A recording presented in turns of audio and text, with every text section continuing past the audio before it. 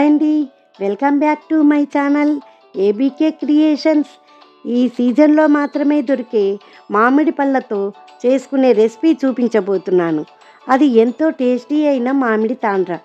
ఎవరైనా ఈజీగా ఇంట్లోనే హైజెనిక్గా ఈ మామిడి తాండ్ర చేసుకోవచ్చు. దీనికి ఎక్కువ ఇంగ్రీడియంట్స్ ఏమీ అవసరం లేదండి. తక్కువ ఇంగ్రీడియంట్స్తోనే సింపుల్గా చేసుకోవచ్చు. ఈ మామిడి తాండ్రకి ఏ రకం మామిడి పళ్ళైనా తీసుకోవచ్చు.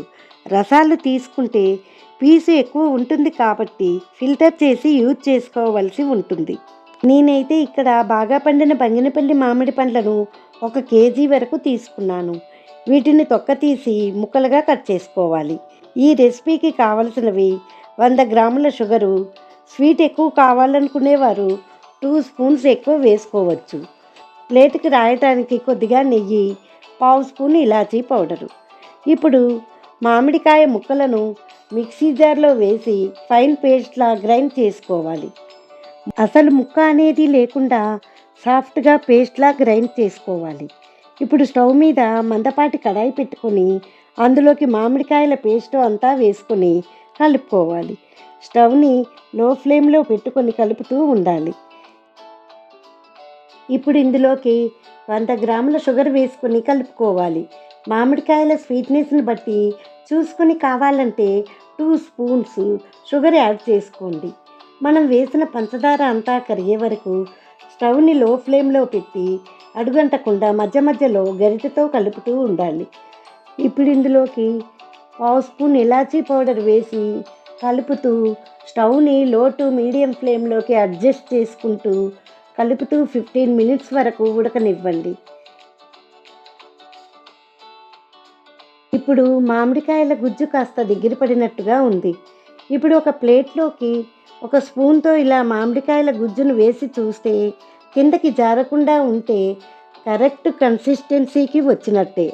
ఇప్పుడు స్టవ్ ఆఫ్ చేసుకొని ఒక ప్లేట్కి నెయ్యి అప్లై చేసుకొని ఇది పూర్తిగా చల్లారక ముందే మామిడి పళ్ళ గుజ్జును రెండిట్లో సమానంగా వేసుకొని స్పూన్తో స్ప్రెడ్ చేయకుండా ప్లేట్ని స్లోగా తిప్పుతూ ట్యాప్ చేస్తూ స్ప్రెడ్ చేసుకోవాలి.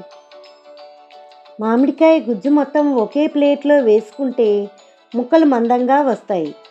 ఎండటానికి కూడా ఎక్కువ టైం తీసుకుంటుంది. ఇలా 2 ప్లేట్స్ స్ప్రెడ్ చేసుకున్న తర్వాత 2 డేస్ ఎండలో పెడితే సరిపోతుంది. లేదా పూర్తిగా డ్రై అయ్యేంత వరకు ఫ్యాన్ కింద అయినా పెట్టుకోవచ్చు. నేను 2 డేస్ ఎండలో పెట్టానండి. ఇది కంప్లీట్ డ్రై అయ్యింది. ఇలా వేలుతో టచ్ చేసి చూస్తే తడి తగలకపోతే మామిడి తాండ్ర రెడీ అయిపోయినట్టే. నైఫ్తో సైడ్ నుంచి కట్ చేసుకుంటే మామిడి తాండ్ర చాలా ఈజీగా వచ్చేస్తుంది. చూసారా ఎంత బాగా వచ్చిందో. ఇప్పుడు మీకు నచ్చిన సైజులో నచ్చిన షేప్లో కట్ చేసుకోవాలి.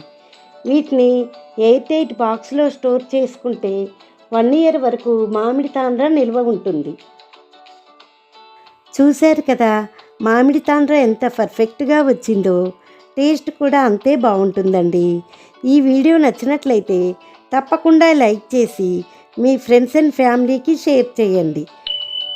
ఏబీకే క్రియేషన్స్ ఛానల్ సబ్స్క్రైబ్ చేసుకోండి.